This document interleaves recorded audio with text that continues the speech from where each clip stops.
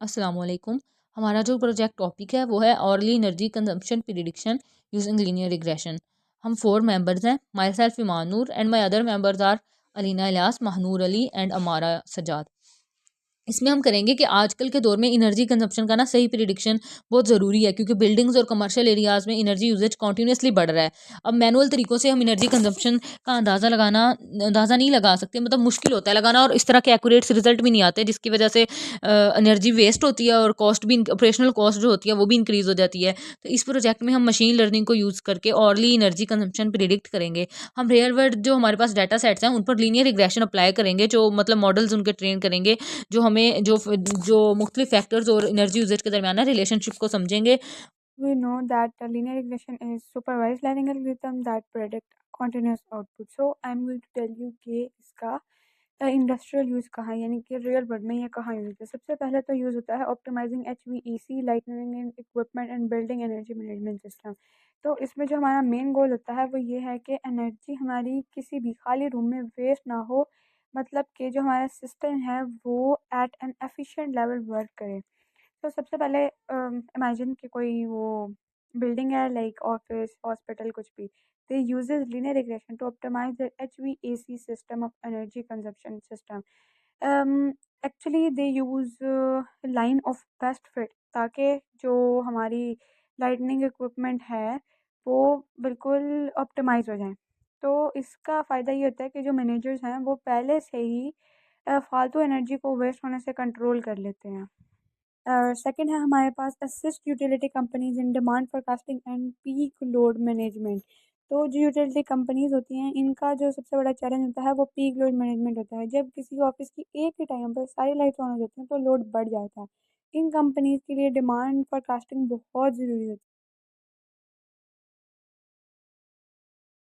अब मैं अपने मॉडल वर्कफ्लो के तमाम स्टेप्स को एक्सप्लेन करूँगी। सबसे पहले स्टेप में आता है डाटा कलेक्शन और लोडिंग। इस स्टेप में हम आवरली एनर्जी कंजप्शन के डाटा सेट को कलेक्ट करते हैं और उसे सिस्टम में लोड करते हैं। उसके बाद नेक्स्ट स्टेप डाटा प्रोसेसिंग और क्लीनिंग का होता है। यहाँ हम मिसिंग वैल्यूज़ को रिमूव करते हैं और डाटा को प्रॉपर फॉर्मेट में कन्वर्ट करते हैं, ताकि मॉडल जो है वो आसानी से लर्न कर सके। उसके बाद हम एक्सप्लोरेटरी डाटा एनालिसिस परफॉर्म करते हैं। इस स्टेप में हम पैटर्न और ट्रेंड्स एनालाइज करते हैं, जैसे एनर्जी कंजप्शन हर आवर में कैसे चेंज होती है।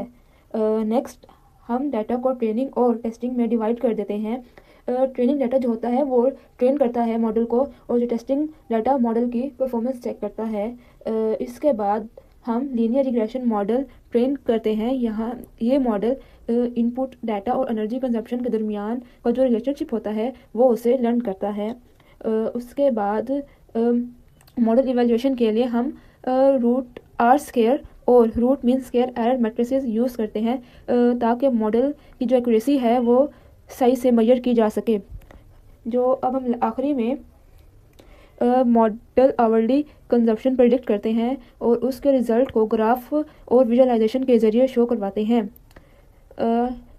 ये कंप्लीट वर्कफ्लो हमें एक्यूरेट एनर्जी कंजप्शन प्रेडिक्शन में मदद देता है। अपने इस प्रोजेक्ट को स्टार्ट करने के लिए कैगल से डेटा सेट डाउनलोड किए एनर्जी कंजम्पशन प्रेडिक्शन का, ठीक है, जिसके अंदर हमारे पास टाइम स्टेप है। टाइम स्टेप जो है वो ऑर्ली दिया हुआ है, लाइक एक दिन का, इस तरह ही ऑर्ली हमारे पास डाटा रिकॉर्ड है। टेम्परेचर गिवन है उस बिल्डिंग का, humidity, square footage, occupancy, HVAC usage, lighting, renewable energy, days of week, holidays and energy consumption.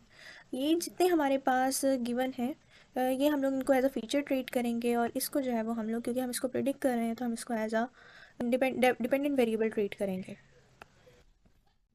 इस प्रोजेक्ट में हमने पाइथन की जो पांडाज हैं, नमपाई एंड मैटप्लॉटलिब, ये लाइब्रेरीज यूज़ की हैं। साइकिट लर्न भी की है, लेकिन वो मैंने बाद में डिफाइन की हुई है। पहला काम जो हमने किया है वो कैगल से डाटा सेट डाउनलोड किया है, और उसको हमने pd.readcs फाइल के थ्रू रीड करवाया है, उसको लोड किया है। फिर उसके बाद df.head के थ्रू जो है वो हम लोग उसकी जो डाटा सेट की फर्स्ट 5 रोज़ हैं उसको प्रिंट आउट करवाने हैं। अगर मैं इसको रन करूँ तो हमारे पास इस तरह से ये डाटा सेट आ जाएगा, ठीक है। तो ये फर्स्ट 5 रोज़ जो है हमारी डाटा सेट की वो क्या कहते हैं, डिस्प्ले हो रही हैं। फिर इसके बाद हम लोगों ने डाटा लोड किया, देन आफ्टर इट हम लोगों ने डाटा प्री प्रोसेसिंग कर रहे हैं। डाटा प्री प्रोसेसिंग के लिए हमने जो इंडिपेंडेंट वेरिएबल्स थे जैसे कि temperature, humidity, square footage, occupancy, ये जितने भी हैं ये सारे इंडिपेंडेंट वेरिएबल्स हैं, इनको हमने फीचर्स का नाम दे दिया, ठीक है। और जो टारगेट वेरिएबल है वो हमारा है energy consumption. Then after it X is equals to pd dot get dummies. इसके थ्रू हम लोगों ने जो डाटा हमारे पास न्यूमेरिकल फॉर्म में नहीं होता उनको हम न्यूमेरिकल फॉर्म में कन्वर्ट कर रहे हैं, और उनको हम 0 1 की फॉर्म में जो है वो मतलब न्यूमेरिकल फॉर्म में जो है वो हम कन्वर्ट कर रहे हैं। और जो drop first is equals to true है, ये हम मल्टीकोलिनैरिटी को अवॉइड करने के लिए पहली कैटेगरी को जो है वो ड्रॉप कर देता है। डाटा प्री प्रोसेसिंग हो गई, फिर हमने EDA यानी कि एक्सप्लोरेटेड डाटा एनालिसिस किया। इसमें हम लोगों ने 2 प्लॉट्स बनाए हैं। एक जो है वहाँ हिस्टोग्राम है, जो कि पहला हमारे पास हिस्टोग्राम है, और दूसरा जो है वो दूसरा प्लॉट जो है वो हमारे पास स्क्वायर फुटेज और एनर्जी कंजम्पशन के दरमियान में रिलेशनशिप को शो कर रहा है। PLT फिगर जो है वो प्लॉट का जो हमारा साइज़ है उसको कंट्रोल कर रहा है। PLT डॉट स्कैटर प्लॉट बनाने के लिए, और PLT डॉट शो जो है उसको प्रिंट आउट करने के लिए यूज़ कर रहे हैं। इफ़ आई रन दिस तो हमारे पास इसके ग्राफ्स शो हो जाएंगे। ओके, इनके हाँ, ये हमारे पास आ गया हिस्टोग्राम पहला, डिस्ट्रीब्यूशन ऑफ एनर्जी, उसमें एनर्जी और फ्रीक्वेंसी आ गई है।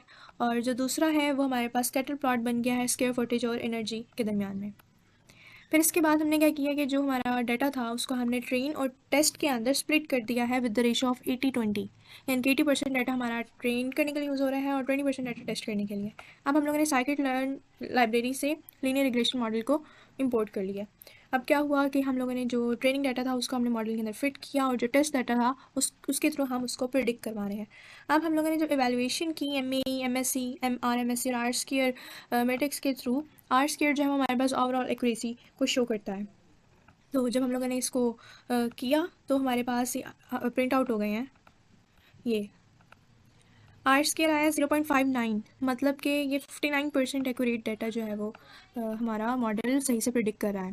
लास्ट में हम लोगों ने प्रिडिक्शन किया है, मतलब हम यूज़र से डाटा इनपुट ले रहे हैं और उनको वेरिएबल्स में स्टोर कर रहे हैं। जैसे हमने पहले काम किया था कि डाटा को हम लोगों ने न्यूमेरिकल फॉर्म में कन्वर्ट किया था, कन्वर्ट करने के बाद फिर हम उस पर प्रिडिक्शन कर रहे थे, तो वैसे हमने इसमें किया कि कन्वर्ट किया और फिर प्रिडिक्ट किया, और जो प्रिडिक्शन है उसको प्रिंट कर दिया है।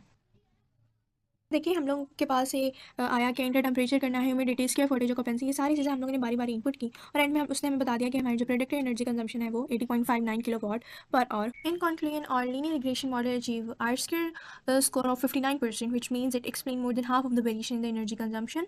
हम लोग के जो सिलेक्टेड फीचर्स थे जैसे कि temperature, square footage, occupancy, HVAC usage, इनका सबका जो है वो एनर्जी यूजेज पर एक सिग्निफिकेंट इफेक्ट होता है।